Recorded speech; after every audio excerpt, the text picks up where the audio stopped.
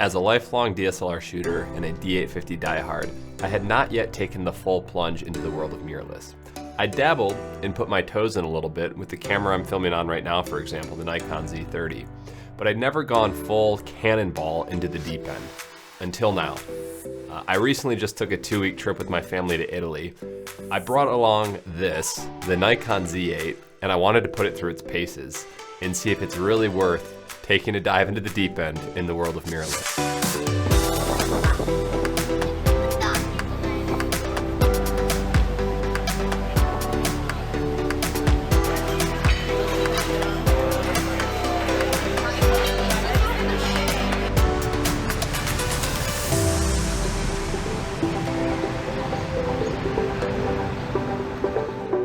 So, first off, the Nikon Z8 is built like a tank. After probably 30 minutes of using this thing, I felt right at home moving from my D850. There are daintier cameras that I've used from Sony and even other Nikons, but no, this thing feels like the beast that it should be. I never minded using a bigger DSLR setup. It never bothered me. It is worth saying that this camera is overall lighter. The body and the lenses, the Z equivalent lenses that you pair it with, than their F-mount equivalents. So overall, it is definitely a lighter system to use most of the time. I did do some comparing to the F-mount and Z-mount equivalents, and I would say most of them, the Z-mounts are substantially lighter, except for a few lenses, like the 70-200. It's almost like Nikon just like lift and shifted that into the Z-mount, and probably for good reason, because that's a really great lens. But overall, beefy, well-built camera and lenses, but lighter as a system. Let's jump into some other mirrorless-y type things about this camera that I thought initially I might be on the fence about, but turned out to be mostly good things. So first off, the electronic viewfinder. I was on the fence about this. I was sold that an optical viewfinder on a DSLR was the only way to go. But what I've actually found is that the electronic viewfinder, I get more shots because I know exactly what my shots are going to look like all of the time. I was afraid that it was going to be like not bright enough in direct sunlight. That's not the case. One thing I do suggest on the Z8 specifically is when you get the camera, go in and adjust the electronic viewfinder to read out at 60 frames per second. That helps it feel a little bit more real time. Additionally, I haven't quite figured out why, personally, I'm using the screen more than I did on my DSLR, but I am, and I like it.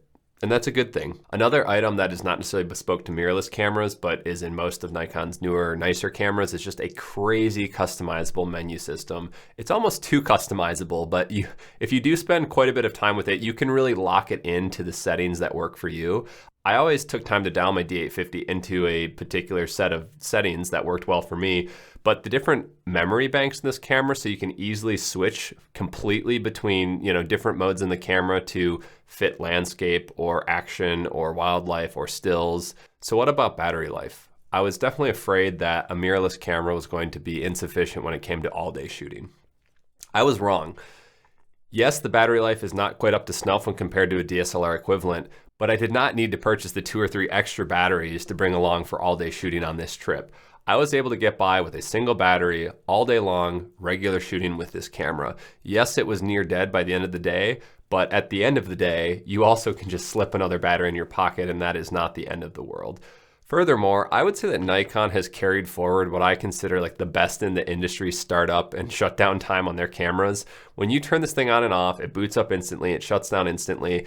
I got in the habit of doing that on my Nikon cameras well ahead of getting into the mirrorless world. I just always was in the habit of turning off my camera when I'm not shooting with it because it's so instantaneous to bring it back online.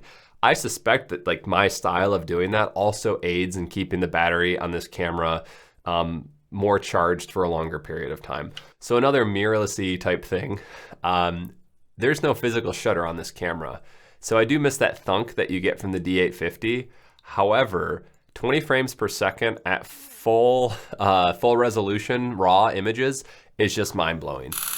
And so making that leap from I think it was a 7 frames per second burst in the D850 to 20 frames per second, it is a night and day difference. And the final and probably most important mirrorless attribute of this camera that you probably guessed is actually what leads me to the next section of this video, and that is the autofocus. I had no idea what I was missing coming from a mirrorless setup to the Z8. I kind of got a preview with cameras like the Z30 that I'm using right now and seeing how well it did eye tracking, things like that.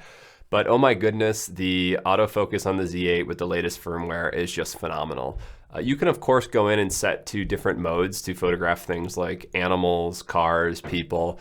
I found leaving it on full auto to detect those things for me was the true definition of autofocus. It works extremely well. So you might be thinking, well, better autofocus doesn't necessarily make you a better photographer, and you're right. However, if you're shooting all day and you take 1,000 photos and 80% of those are in focus versus 50% of those, you have that many more photos to go work with in post. And to me, that is worth it on its own. So welcome Nikon to the modern era of autofocus. To me, this is the feature that puts this camera on par and above its Sony and Canon equivalents. Okay, this is a camera, so we do need to talk about image quality.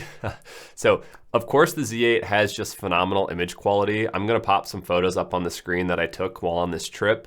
And of course, just Nikon overall has always had phenomenal image quality.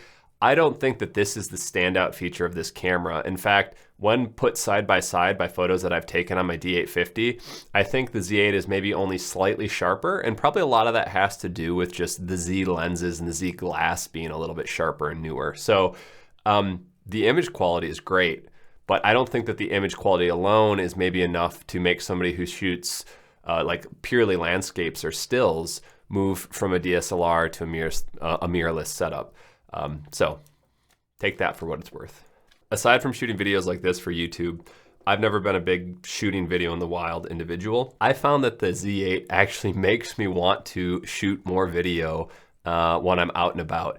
And to me, that's awesome. Any camera that makes you want to go exercise a new skill set is good in my book. What makes the video so great is that it's paired with the phenomenal autofocus. The D850, sure, the image quality of the video was great, but you couldn't focus worth anything. The full-time autofocus paired with the video specifications of this camera and the fact that you can shoot in things like NRAW and ProRes, it's just amazing. So I find that I want to shoot video with this camera more than I ever have, and the video quality that you can pull out of it is truly cinematic. So hats off to Nikon on building an all-around sort of dynamic hybrid beast with this thing. Okay, so what's the summary with this thing? As you probably guessed, this is a great camera. It is a culmination of many features that make it so superior to the D850. The autofocus probably being the biggest, but also the electronic viewfinder, the 20 frames per second burst. The culmination of all of these things is what makes this, in my opinion, a 1000% true successor to the D850. If you're like me and you were holding on to your DSLR for nostalgic purposes, let me tell you firsthand, make the switch. Just do it. It's going to be worth it. You're going to be happy. In a few days, this felt like the D850 that it replaced to me, and I am a nostalgic person when it comes to the cameras that I use, and I'm so happy I made the transition. So I hope if you're watching this video and you're having the same thoughts, make the switch. I suggest it. I hope you found this video useful, and until next time, thank you so much for watching. Bye-bye.